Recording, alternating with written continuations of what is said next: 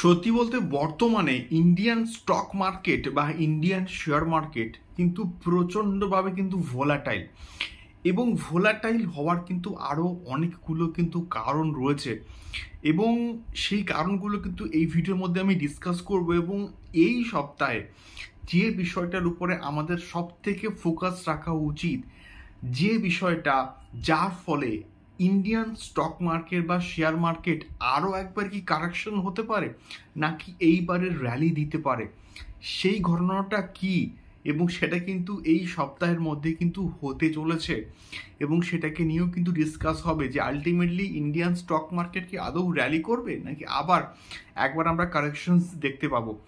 এবং তার সঙ্গে সঙ্গে আজকের মার্কেট নিয়েও কিন্তু কথাবার্তা হবে। সো ভিডিওটা একদম কিন্তু শেষ অবধি আপনারা দেখুন এবং নতুন হলে অবশ্যই সাবস্ক্রাইব করে সঙ্গে থাকুন এবং কমেন্ট বক্সে কমেন্ট করুন। প্রত্যেকটা কমেন্টসে আমরা কিন্তু রিপ্লাই দিই এবং অবশ্যই ভিডিওগুলো ইনফরমেটিভ হলে একটি করে কিন্তু লাইক দেবেন।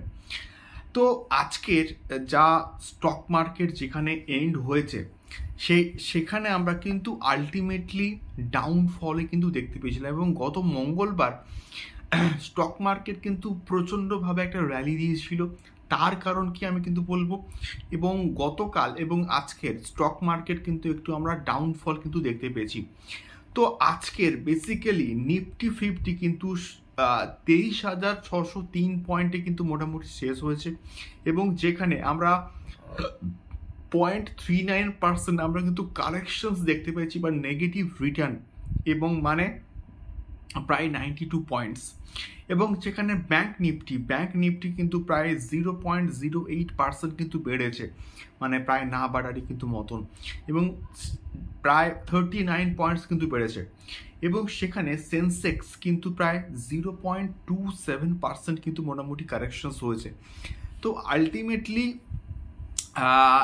কিছু মানে ম্যাক্সিমাম পিএসইউ স্টকস বলি বা ম্যাক্সিমাম ব্যাংকিং সেক্টর বলি, যেইগুলো বেসিক্যালি হয়তো ধরুন আজকে 2% মতো বেড়ে গেল, সেই স্টকটা বা সেই পার্টিকুলার শেয়ারটা কিন্তু পরের দিন 2% কারেকশন কিন্তু হয়ে যাচ্ছে।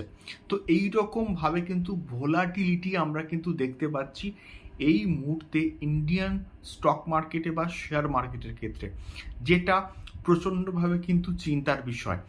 এবারে বিষয়টা হচ্ছে এইরকম ভোলাটিলিটি হচ্ছেটা কেন, তার পেছনে এক্স্যাক্টলি কারণটা কি রয়েছে। প্রথম কারণ হচ্ছে ডোনাল্ড ট্রাম্প, এবং এটা বরাবরই কিন্তু আমি বলে এসেছি যে মেক্সিকো এবং কানাডা দুটো কান্ট্রির উপরে কিন্তু ডোনাল্ড ট্রাম্প কিন্তু একটা ট্যারিফ কিন্তু বসিয়েছে প্রায় 25%। এটা আমরা কিন্তু প্রত্যেকে জানি এবং এটা কিন্তু আলটিমেটলি অ্যানাউন্সমেন্ট করে দেওয়া হয়েছে। এবং তার সঙ্গে সঙ্গে ইউএসএ এবং মেক্সিকোর যে বর্ডারে কিন্তু একটা ইলিগ্যাল কিন্তু ট্রান্সমিশন হচ্ছে, মানে ইলিগ্যালভাবে কিন্তু মানুষজন নাকি ঢুকে পড়ছে। তো সেইটাকে প্রতিরোধ করার জন্য কিন্তু মেক্সিকো এবং ইউএসএর যে বর্ডার সেখানে কিন্তু প্রচণ্ড সিকিউরিটি কিন্তু বাড়ানো হয়েছে এবং একটা ড্রাগের নামও কিন্তু শুনতে পাচ্ছি, এবং এটা কতটা সত্যি এক্স্যাক্টলি আমি কিন্তু জানি না। এবং বেসিক্যালি যে খবরটা পাচ্ছি, এই একটা ড্রাগ, সেই ড্রাগটার জন্য নাকি ইউএসএর লোকজন প্রচণ্ডভাবে কিন্তু ক্ষতিগ্রস্ত হচ্ছে ফর দ্য ওভারডোজ। এটা কতটা সত্যি আমি কিন্তু জানি না। তো এই সমস্ত কিন্তু ইস্যু রয়েছে এবং ইউএসের প্রেসিডেন্ট ডোনাল্ড ট্রাম্প এবং মেক্সিকোর যে প্রধানমন্ত্রী রয়েছে তাদের মধ্যে কথোপকথন হবে এবং একটা হয়তো সমঝোতার মধ্যে কিন্তু আসলেও আসতে পারে, এবং তার পরবর্তীকালে এই যে ট্যারিফটা কি অ্যাকচুয়ালি থাকবে নাকি থাকবে না, এটা নিয়ে কিন্তু আলটিমেটলি সিদ্ধান্তে আমরা কিন্তু আসতে পারবো। দ্বিতীয় কারণ হচ্ছে কোথাও গিয়ে চায়নার উপরে কিন্তু প্রায় 10% মতো কিন্তু ট্যারিফ বসিয়েছে, এবং সেম সিনারিও আমরা কিন্তু দেখতে পাচ্ছি হচ্ছে চায়নার সঙ্গে কিন্তু হবে।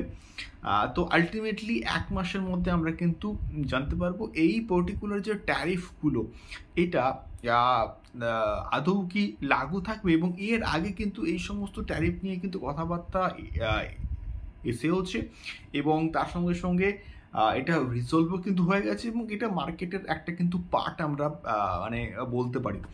দ্বিতীয় কারণ হচ্ছে RBI, reserve bank of India. RBI কিন্তু ফেড রেট কাট করার কথা এই মাসের 8 তারিখে, সম্ভবত 8 তারিখ মানে আজকের হচ্ছে গিয়ে 6 তারিখ, 7 তারিখ, 8 তারিখ, মানে সম্ভবত হচ্ছে শনিবার দিনকার, সরি শুক্রবার দিনকার, সম্ভবত 7 তারিখ হচ্ছে, 7 তারিখ অর্থাৎ কালকের উপরে মার্কেট কিন্তু সম্পূর্ণভাবে কিন্তু ডিপেন্ড করছে যে ultimately Reserve Bank of India Fed rate cut করছে কিনা। যদি এই যে ফেড রেট কাট করার একটা কথা রয়েছে 0.25%, এইটা যদি আরবিআই ফেড রেট কাট করে তাহলে কিন্তু মার্কেটে আমরা কিন্তু একটা র্যালি দেখতে পেতে পারি। যদি আরবিআই এই ফেড রেটটা কাট না করে তাহলে কিন্তু আমরা আবার মার্কেটে একটা ডাউনফল বা মার্কেটে আমরা কিন্তু রীতিমতো একটা কারেকশনস কিন্তু দেখতে পাবো, যেটা সত্যি বলতে মার্কেটের জন্য প্রচণ্ডভাবে কিন্তু একটা খারাপ খবর কিন্তু হবে। দেখা যাক আলটিমেটলি, মোটামুটি সকালবেলা কালকের 10টা-11টার মধ্যে আমরা কিন্তু মোটামুটি জানতে পারবো। যদি Reserve Bank of India Fed rate cut করে তাহলে কিন্তু মার্কেটের জন্য এটা কিন্তু ভালো একটা খবর হবে এবং মার্কেট আবার কিন্তু একটা র্যালি দিলেও কিন্তু দিতে পারে। প্রত্যেকটা জায়গায়, সেটা ইউএসএ হোক, সেটা ইন্ডিয়া হোক, এই ফেড রেট কাটটা কিন্তু প্রচণ্ড ইম্পর্টেন্ট হয় এবং এটা অনেক দিন থেকে কিন্তু মোটামুটি খবর আসছিল যে একটা ফেড রেট কাট করবে এবং এই জন্যই কিন্তু মার্কেট প্রচণ্ডভাবে কিন্তু টেনশনের মধ্যে রয়েছে, এই জন্য কিন্তু মার্কেট প্রচণ্ডভাবে কিন্তু ভোলাটাইল। তো এটাই হচ্ছে বেসিক্যালি কারণ যার জন্য আমার মনে হয় যে মার্কেট এখন এইরকম আপ ডাউন করে কিন্তু এগোচ্ছে। দেখা যাক আলটিমেটলি কি হয়। সো আমি বলবো, ভিডিওটা শেষ করার আগে সবাইকে বলবো, আপনারা কোনো স্টকস বা কোনো মিউচুয়াল ফান্ড বা কোনো শেয়ার মার্কেটে ইনভেস্টমেন্ট করার আগে প্রচণ্ড ভালোভাবে কিন্তু রিসার্চ ওয়ার্ক করুন এবং অবশ্যই আপনাদের ফাইন্যান্সিয়াল অ্যাডভাইজারের কাছ থেকে কিন্তু সঠিক পরামর্শটা নিয়ে তারপরে কিন্তু হচ্ছে ইনভেস্টমেন্টটা করুন। এবং এই ভিডিওর বার্তা শুধুমাত্র শিক্ষামূলক বা for educational purpose, nothing else, এইটুকুই কিন্তু বেসিক্যালি বলার ছিল। এবং এইরকম মিউচুয়াল ফান্ডস এবং শেয়ার মার্কেট বা স্টক মার্কেট সংক্রান্ত আপডেটসগুলো পেতে গেলে অবশ্যই চ্যানেলটিকে সাবস্ক্রাইব করে আমাদের সঙ্গে থাকুন। দেখা হচ্ছে পরবর্তী ভিডিওতে stock market, Indian share market এবং মিউচুয়াল ফান্ড এবং ইনভেস্টমেন্ট টিপস সংক্রান্ত আরও অনেক ভিডিওস নিয়ে।